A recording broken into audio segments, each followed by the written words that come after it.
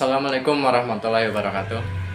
Perkenalkan, nama saya Muhammad Hengkel Faris dari kelas 1 KPID. Dan di sini saya akan menjelaskan terkait hasil penelitian sejarah Islam di Banyumas yang telah saya baca. Oke, pertama di sini saya akan menjelaskan terkait potret masyarakat Jawa Tengah bagian barat selatan Banyumas pada masa pra-Islam. Pembahasan pertama kita akan membahas terkait kehidupan sosial politik masyarakat Banyumas pada masa pra-Islam. Berbicara Banyumas pada masa pra-Islam itu kita tidak dapat memisahkan dari dua kerajaan besar, yaitu Kerajaan Majapahit dan juga Kerajaan Pajajaran. Alur Majapahit yang kemudian membentuk Banyumas itu dapat ditelusuri dari lahirnya Kadipaten Wirasaba I. Sementara untuk alur Kerajaan Pajajaran itu dapat ditelusuri dari berdirinya Kadipaten Pasiluhur. Setelah dua kerajaan besar tersebut, kerajaan-kerajaan di Jawa Tengah bagian timur seperti Demak, Pajang, dan Mataram mengambil alih wilayah Banyumas dan mendirikan Kadipaten Wirasaba II dan juga Kadipaten Banyumas. Dan ini menunjukkan bahwa sebenarnya Banyumas itu merupakan kota kabupaten bagian dari kerajaan-kerajaan tersebut. Selain itu, ada kerajaan lainnya yang sempat menguasai wilayah Banyumas, seperti Kerajaan Galuh Purba, Kerajaan Tarumanegara, dan Kerajaan Kalingga. Dalam posisi yang hanya sebagai sebuah kota kabupaten dari kerajaan, ini membuat sangat sedikit peran sosial politik yang dimainkan oleh para masyarakat Banyumas. Selain itu, karena faktor geografi, Banyumas yang dikelilingi oleh gunung, ini membuat Banyumas menjadi daerah yang tidak cocok untuk dijadikan kegiatan sosial politik. Meskipun untuk keadaan ekonomi, daerah Banyumas itu memiliki tanah yang subur dan baik untuk pertanian dan juga perkebunan. Tidak dijadikannya Banyumas sebagai pusat pemerintah dan juga kondisi alamnya yang subur, ini membuat karakter sosial masyarakat di Banyumas ini menjadi berbeda dengan masyarakat di daerah Jawa yang lain. Jika masyarakat Banyumas itu karakter sosialnya itu lebih mandiri dan juga unik, sementara daerah lain karakter sosialnya itu masih sangat terikat oleh keraton. Dan beberapa karakter-karakter unik yang dimiliki masyarakat Banyumas, yaitu yang pertama ada cowak, yaitu berbicara dengan suara keras. Kemudian yang kedua ada meloak, berbicara dengan belaga serius, apa adanya dan humoris. Kemudian yang ketiga ada dablongan atau dablong, yaitu seenaknya sendiri kalau mengkritik atau berkelakar. Kemudian yang keempat ada ajiban atau bereaksi secara spontan melalui ucapan jika hajatnya terpenuhi. Kemudian yang kelima ada ndobos, berebut bicara saat mengeluarkan ide. Kemudian yang keenam ada mbayol atau bergurau, dan yang ketujuh ada ndopo atau berbicara mengeluarkan unek-uneknya. Nah, ketujuh karakter ini tuh sangat berbeda dengan karakter masyarakat di daerah lain yang mana lebih mengedepankan tata krama, unggah-ungguh, dan berbagai hal yang berkaitan dengan keraton. Sementara masyarakat Banyumas itu tidak seperti itu. Kemudian di kalangan masyarakat Banyumas itu dikenal adagium, adoh ratu cedak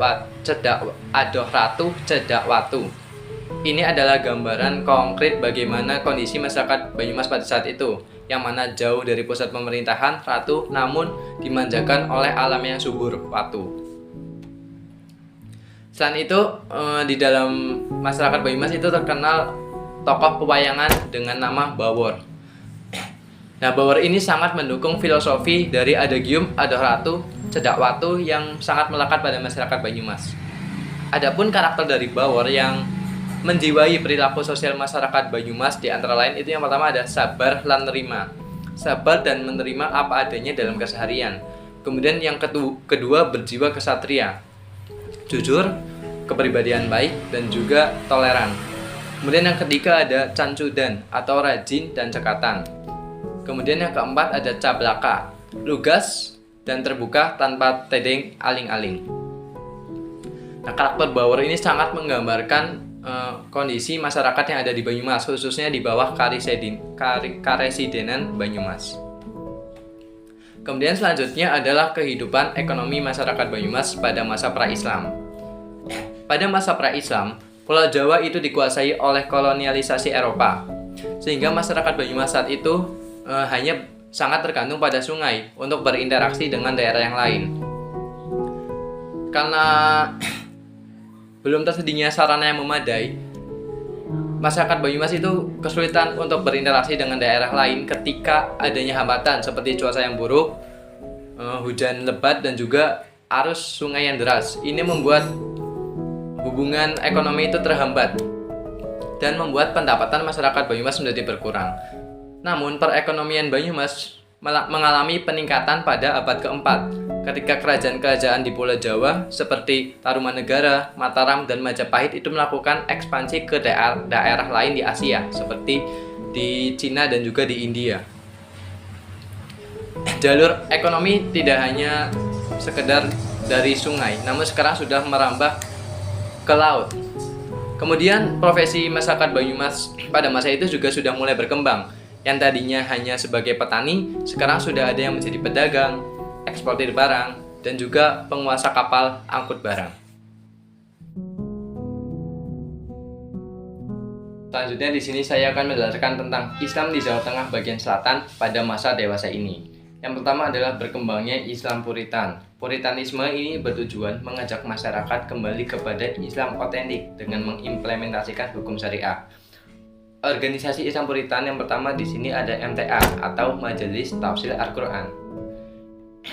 MTA didirikan oleh Abdullah Tafail Saputra di Solo pada 19 September 1972. MTA berkembang dengan pesat dan memiliki jamaah dan juga tersebar ke berbagai daerah hingga ke Purwokerto. MTA memiliki tujuan mengajak masyarakat untuk kembali kepada Al-Quran.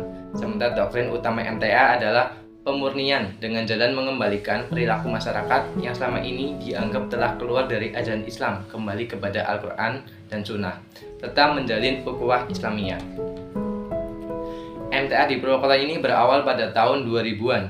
Saat itu mahasiswa Ujud yang berasal dari Surakarta dan sudah tergabung ke dalam MTA ini mengadakan pengajian dengan menggunakan brosur yang diterbitkan dari MTA Pusat. Pengajian ini berjalan secara rutin dan juga istiqomah dan membuat teman-teman yang lain ini tertarik dan bergabung ke dalamnya.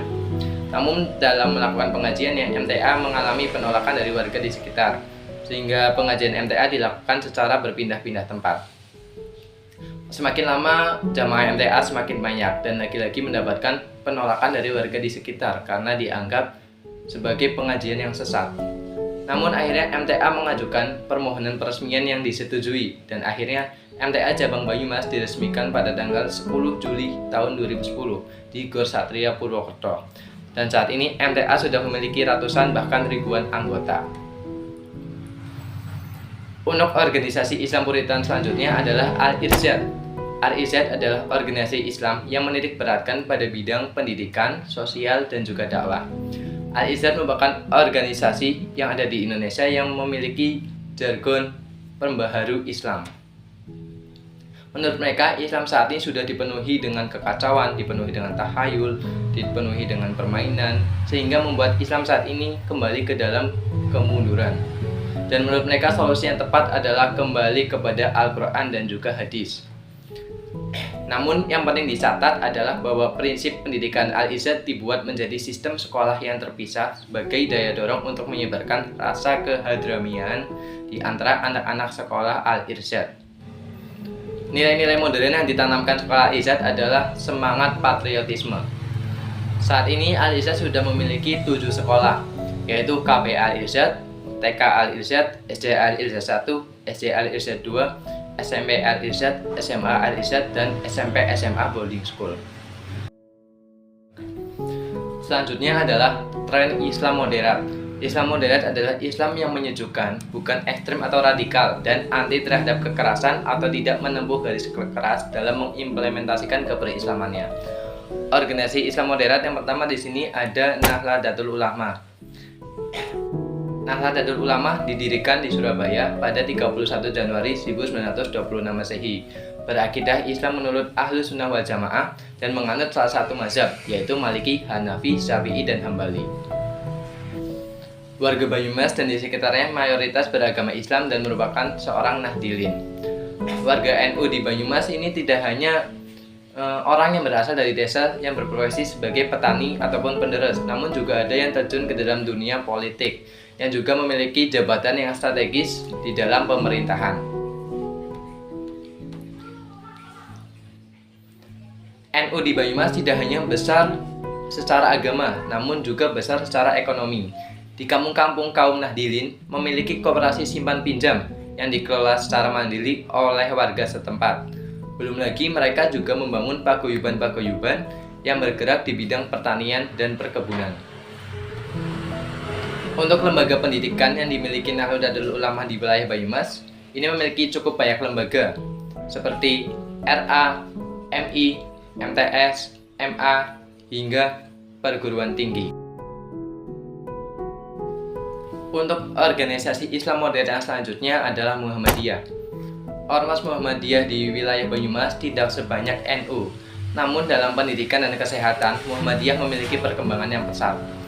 Secara umum, masyarakat Banyumas mengenal Muhammadiyah ketika Kiai Haji Ahmad Dahlan memberikan pengajian akbar di Masjid Agung Baitulsalam Purwokerto pada tahun 1920.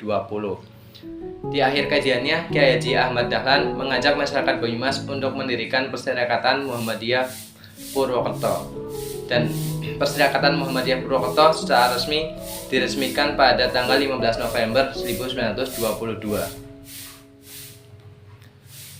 Seiring berjalannya waktu, Muhammadiyah di Purwokerto ini menunjukkan pertumbuhan dan perkembangan yang pesat.